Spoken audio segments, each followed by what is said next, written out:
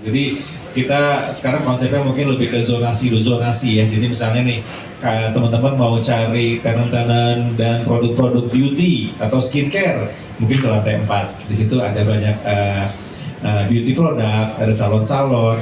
Lalu kalau misalnya mau cari yang tenan-tenan brand-brand lokal dan lokal-lokal yang flagship seperti Love and Flare, Duma, Anka, itu ada di level 4, termasuk juga ada button scarf, ada benang jarum. Nah itu level brand-brand lokal gitu. Kalau yang high end, nah semua tahu lah pasti di level 1 tepatnya.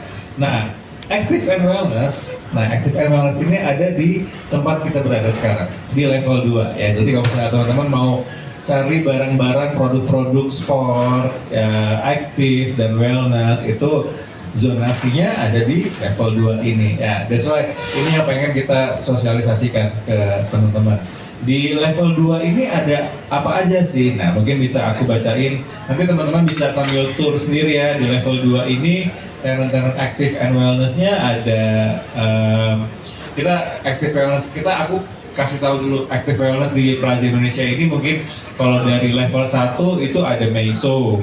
Di level 2 ini ada banyak, ada Adidas, ada Atmos, ada Columbia, Converse, ada Crocs, ada Golf House, ada Herschel Supply Co, New Balance, New Era, Onitsuka Tiger, Planet Sports, Puma Select, dan Under Armour. Lalu kalau di level basement kita ada Higienis, Karada, ada Natural Farm.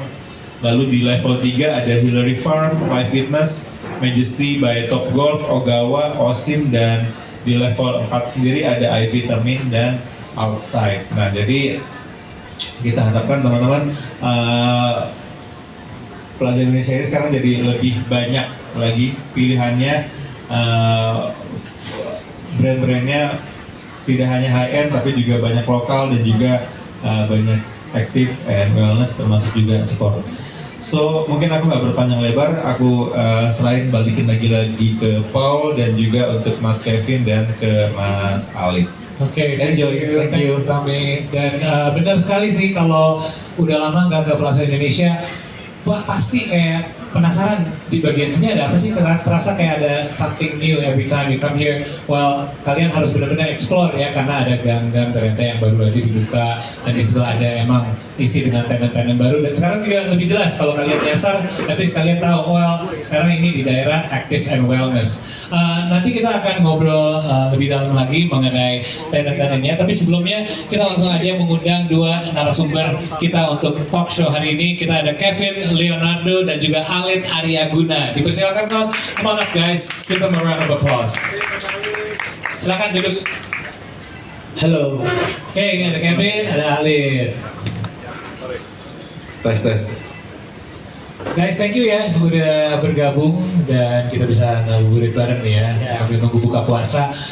Ngomong-ngomong tentang puasa, di sini antara kalian berdua lagi ada yang puasa nggak? Puasa nih. Puasa, oke.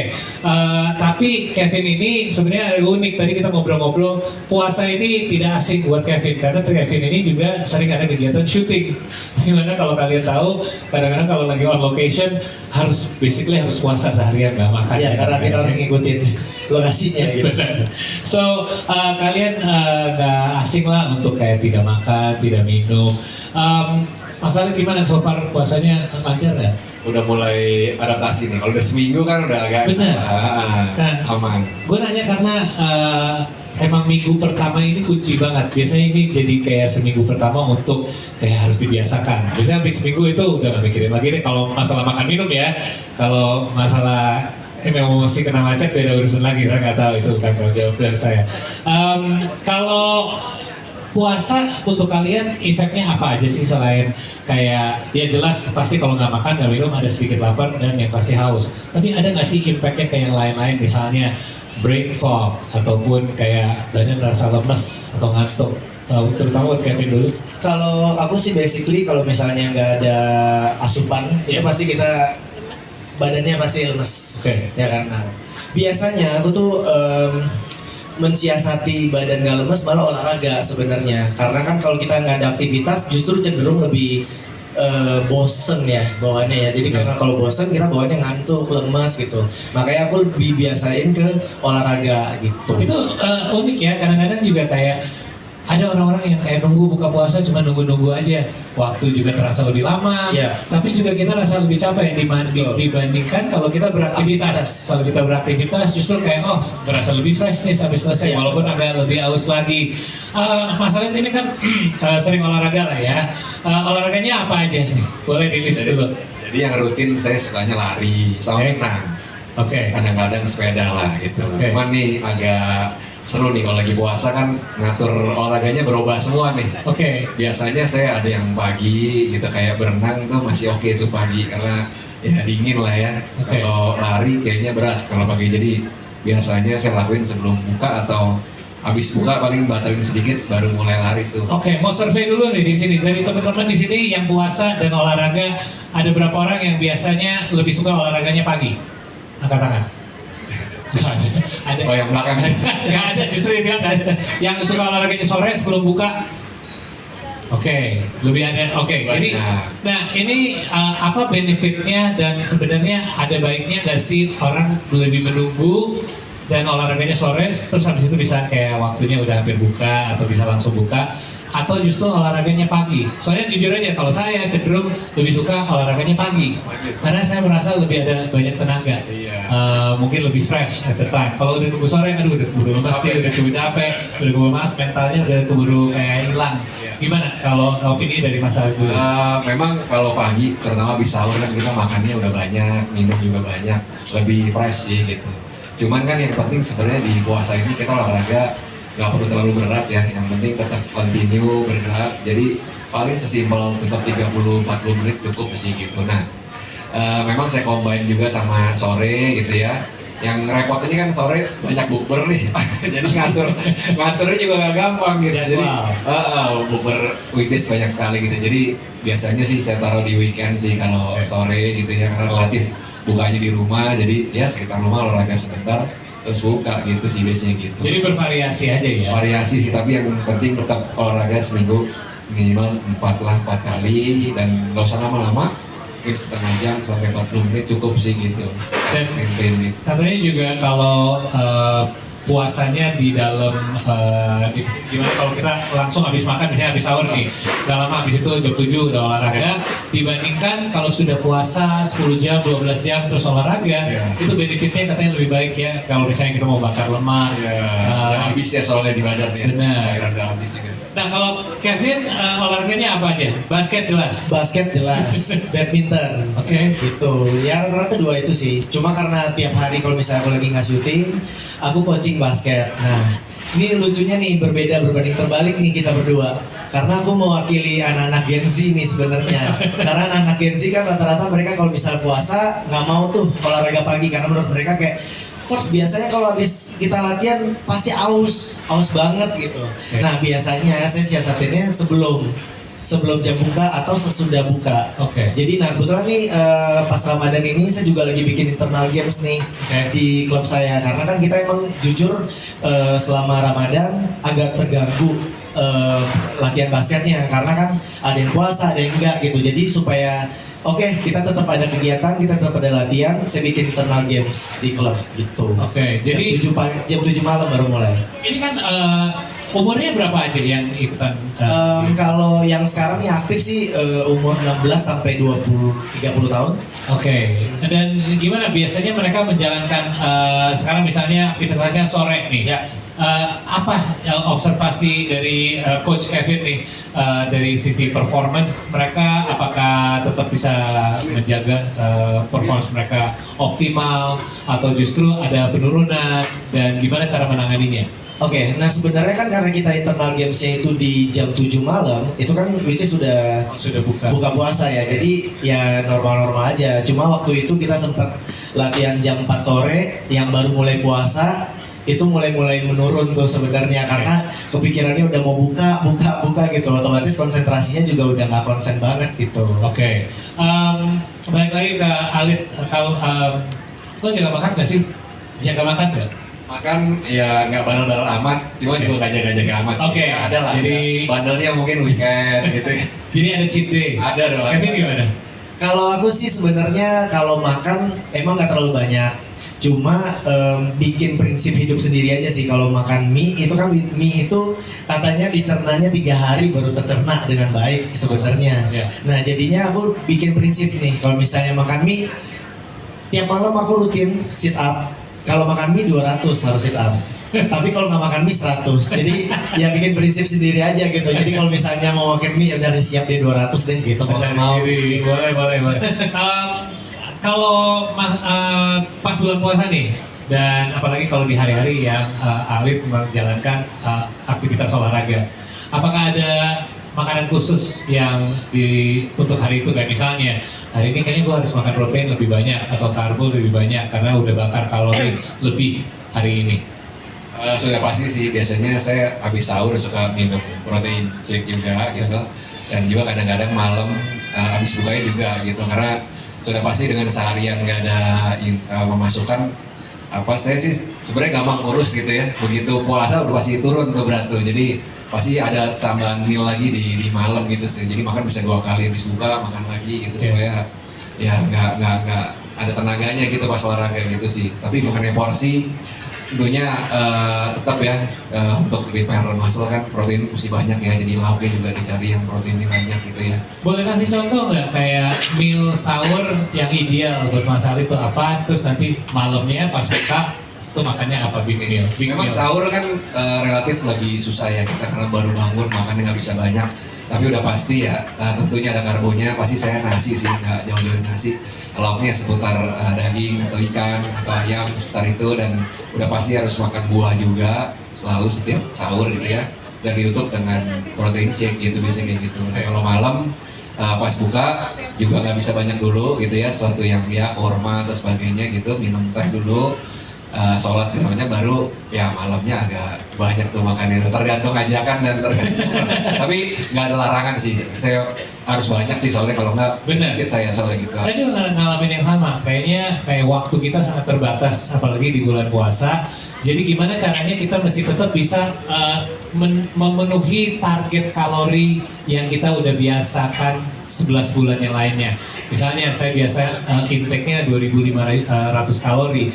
Gimana caranya saya sahur itu bisa dibagi dari sahur terus malam, dan kalau bisa saya makan lagi small meal lagi setelah itu kan, dan itu nggak gampang ya sebenarnya. Caranya ya itu kita cari makanan whole food, natural food yang tidak banyak diproses, jadi nggak banyak empty kalori ya. Jadi kita harus banyak variasi, cari banyak kalau makan daging ya daging, kalau enggak sayur, buah, karbo itu semua harus masuk ya. Nah, gitu. Dan biasanya juga kenapa whole foods itu lebih baik, dan pasti kalian ngalamin yang sama juga, karena itu nggak cepet bikin kenyang, jadi kita bisa makan lebih banyak dari makanan itu semua. Untuk teman-teman yang ikutan coaching school Kevin, apakah ada kayak saran untuk mereka kayak gimana caranya untuk asupannya kayak nutrisi lah ibaratnya, ada nggak sih guideline yang mereka harus ikutin? Sebenarnya kan kalau puasa, kalau kita ngomong puasa itu bukan cuma puasa makan ya. Yang paling susah itu minum kan sebenarnya. Nah makanya biasanya saya bilang kalau misalnya kalian sahur itu paling penting tuh cairan tubuh sih yang diisi supaya nggak dehidrasi kan sebenarnya. Jadinya buah ya itu salah satunya sih, kayak semangka, pepaya. Ya itu penting banget dikonsumsi karena selain seratnya tinggi, kita juga ada vitamin C-nya juga kan yang bisa memenuhi itu kan. Jadi ada sumber lain untuk Iya, cairan, betul. bukan air putih doang Iya, ya. benar. Benar, karena olahraga yang kalian semua tadi sebut itu rata-rata ya cardiovascular sports ya, intinya yang ada larinya, berenang, bulu tangkis pun juga lumayan menguras keringat tuh. Eksplosif. Gimana caranya kita balikin cairan itu ke tubuh kita ya? Ada nggak rekomendasi, kan kalian udah segala macam olahraga lah di dashboard, itu ada olahraga apa aja sih dashboard? Sekarang sudah cukup beragam ya, jadi kita ada lari, ada renang gitu ya, ada tenis, kemudian juga kita ada basket gitu, jadi cukup beragam, tapi kebanyakan kita fokusnya ke rekreasional, jadi yang lebih fun dan juga titik beratnya ke early development, jadi ke anak-anak kecil, karena kita juga pegang beberapa sekolah sebagai vendor untuk handle ekskulnya. Kita kayak renang gitu, kita ekskulnya kita handle. Beberapa sekolah internasional itu juga ada klub basket, kita juga handle juga untuk SD di sebuah sekolah gitu sih kira-kira. Oke, dari semua olahraga itu mungkin kayak teman-teman di sini juga pengen tahu.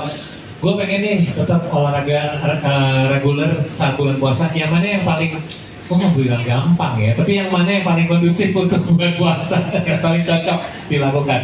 Oke, kalau saya bilang sih lari itu paling simpel ya, karena Lari ya? karena bukan game ya, jadi nggak ketergantungan sama orang lain. Jadi asal ada sepatu olahraga ya anytime, di mana aja, mau di rumah atau janjian nggak bisa di kompleks dekat rumah atau ya misalnya di GBK atau dimanapun bisa dikerjain gitu. Tapi kalau yang sifatnya permainan kan kita ketergantungan Butuh lawan. sama lawan gitu, itu yang agak susah tuh gitu. Jadi terus juga kalau semuanya lari masih berat, mungkin bisa mulai dengan jalan dulu gitu ya. Nanti kalau udah sering konsisten tiap minggu pelan-pelan mulai dia diselingin dengan lari sedikit jogging gitu sih, itu yang paling gampang. Jadi semua orang bisa di level masing-masing gitu Bisa ya. kemana-mana. Kalau lari, trikinya kan nggak semua orang ada akses untuk treadmill ya. Idealnya sih kalau kita bisa lari indoor saat lagi puasa, biar at least nggak usah kayak berjemur di luar juga. Tapi untuk orang-orang yang teman-teman yang nggak punya akses ke treadmill ataupun gym, disarankannya kalau lari outdoor gimana caranya? Karena kan di Dashboard kan banyak nih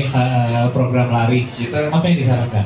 kalau tempat sih yang paling ideal pasti yang steril ya. Kalau area perumahannya sepi sih itu udah enak banget Oke. ya. Nggak perlu mobil lah untuk kita olahraga gitu. Cuman kalau memang tidak memungkinkan di area sekitar rumah, saya bilang sih GBK sih paling enak di Iya. GBK karena di tengah ya, tengah kota dan nggak ada mobil di area-area Aman. tertentu, steril gitu ya. Jadi cukup baik sih buat, dan cuman kayak muter satu loop gitu kan juga kayaknya gampang tinggal gitu 1 kali 2 kali gitu. Dan waktu Gitu. idealnya? Kalau puasa kayaknya mendingan sih prefer sore atau Sore, malam, ya. mendekat ke buka atau setelah buka. Cuman mungkin baiknya kalau mau setelah buka, bukanya jangan banyak-banyak, kayaknya untuk batalin aja karena Iya. biasanya kalau makan kenyang ngantuk tuh macam malah berat gitu. Udah sempat ke GBK belum? Dari kalian berdua di area Senayan itu sore-sore sekarang udah rame banget ya? Justru lebih rame malam dibanding pagi, Malam. bisa 3-4 kali lebih rame. Wow. Kondisinya sih. Oke. Jadi luar Ini biasa. jam 4, jam setengah 5 gitu pas kali ya, jam-jam Pas, segini lah ya. pas, Olahraga ya. dulu bentar, lari bentar. Baru terus sebentar. Benar. Nah, kalau Kevin gimana? Kalau nggak ada lawannya nih, misalnya kan biasanya suka mainnya bulu tangkis atau basket. Kalau nggak ada lawan gimana? Olahraganya apa aja? Paling renang ya. Karena Renang, renang oke. itu lebih simpel juga ya, dan nggak terlalu, kalau lari kan keluar keringat, Benar. berasa banget ausnya. Kalau renang kan kita di dalam air jadi nggak terlalu berasa. Benar. Kayak lu Dingin diam juga ya. kan, iya. Rasa adem. Paling gitu sih. Oke, nah untuk kalian kita balik lagi ngobrolin sedikit tentang kita zoom out sedikit nih ya. Kenapa sih kita harus olahraga pas puasa? Puasa aja. Kan ya cukup sehat juga kan kita puasa, badan kita juga detox, kita hindarin hal-hal buruk. Kenapa kalian berdua itu lumayan entusiastik mengenai olahraga di bulan puasa? Oke, jadi kita lihat kan olahraga udah jadi gaya hidup sekarang ya. Udah jadi gaya hidup ya, dan sekarang juga tentunya pasca pandemi ini banyak orang lebih sadar ya olahraga ya. Semua umur lah, dari muda, tua, semuanya udah sering olahraga. Nah, pas puasa kenapa tak olahraga? Karena saya yakin ini kan karena udah jadi gaya hidup, udah menjadi hari-hari ya, kegiatan hari-hari kita. Kebayang kalau sebulan kita benar-benar off gitu, dan pasti lebaran kan makannya banyak gitu ya, itu pasti mulai dari nol tuh yang paling susah. Karena sesuatu yang udah konsisten memang ngejaganya kan gak gampang ya, itu yang tetap kita harus maintain. Mungkin durasinya kita pendekin nggak apa-apa, atau mungkin biasanya seminggu bisa 5 kali, nih hanya ya 3 kali juga cukup, tapi jangan benar-benar nol sih gitu. Iya. Itu susah banget dari nol mulai nyari mesin lagi, susah tuh. Setuju, karena banyak ada misconception ya, ada misconception kadang-kadang kita mikir, oh kita seharian nggak makan nih, jadi nggak olahraga juga nggak apa-apa kali ya, karena kita pasti intake kalorinya lebih sedikit. Jangan salah, kadang-kadang pas kita buka justru kebablasan, kita justru makan kebanyakan, rasa kelaparan, kita juga mulai tidur lebih malam dibandingkan jam-jam biasa, jadi ada waktu untuk makan lagi, dan sahur juga jadi, waduh takut nih ntar kan puasa seharian, jadi makannya kebanyakan juga. Jadi iya benar-benar untuk membalance pembakaran kalorinya itu. Dan selain itu kayak kerasa kayak sebulan gak olahraga sama sekali itu susah lagi nanti kan untuk startnya. Pernah gak sih? Betul. Ngalamin itu? Jadi kalau segala sesuatu yang kita udah rutinin, tiba-tiba stop, mau mulai lagi tuh males. Ya contohnya ya, aku kan dulu nge-gym begitu ada syuting web series itu kita bisa ngabisin waktu sebulan sampai 2 bulan. Begitu udah selesai syuting mau mulainya lagi tuh kayak aduh besok deh tarsok ya, jadi nggak jadi gitu. Makanya agak-agak kesel sama diri sendiri juga kadang kalau mau mulai tuh kalau udah berhenti mau mulai lagi tuh kayak aduh kok males banget ya. Makanya sampai detik ini aku usahain bagaimanapun harus olahraga tiap hari. Oke. Dan olahraga itu banyak loh, kita semua udah semua orang udah punya smartphone kan, Iya. semua orang punya TV di rumah juga. Kita sekarang kalau mau olahraga nggak punya alat pun kita tinggal buka YouTube bisa, ada fitness app yang kita bisa download juga. Istri saya juga pakai fitness app aja kok yang bisa 45 menit, misalnya hari ini maunya 45 menit, dia milih maunya konsentrasi di apa nih, misalnya mau latihan core. Ada, semua juga bisa disesuaikan seperti apa yang kita mau. Tinggal butuh space sedikit di ruang tamu, ya udah tinggal luangkan waktu aja sedikit. Nah, di luar itu tadi Kevin sempat membahas sedikit tentang mie. Saya mau bahas sedikit tentang cheat day. Sebenarnya cheat day kurang akurat deh, cheat meal deh. Kalau cheat day satu sepanjang hari Seharian gitu. kita seharian Iya. cheat meals deh. Gue pengen minta pendapat Kevin tentang cheat meals. Jadi gini, kalau menurut aku ya, opini aku cheat meals itu terjadi kalau kita udah nggak tahu mau makan apa. Ya kan biasanya Kayak kepepet. iya udah kepepet. Terus cheat meals itu biasanya yang paling kita bisa makan. Biasanya itu. Nah, tapi itu yang paling dilarang sebenarnya justru karena contoh kayak yang kita sebut mie instan. Itu kan sebenarnya semua orang pasti suka, semua orang pasti bisa makan, mau dari anak kecil sampai tua pasti bisa makan. Tapi kan secara pembakaran di dalamnya pencernaan kita kan terganggu sebenarnya. Aku pun sebenarnya kalau misalnya makan mie instan itu pasti berasa dosa karena Oke. mungkin ya itu kembali lagi ke prinsip pribadi gitu loh.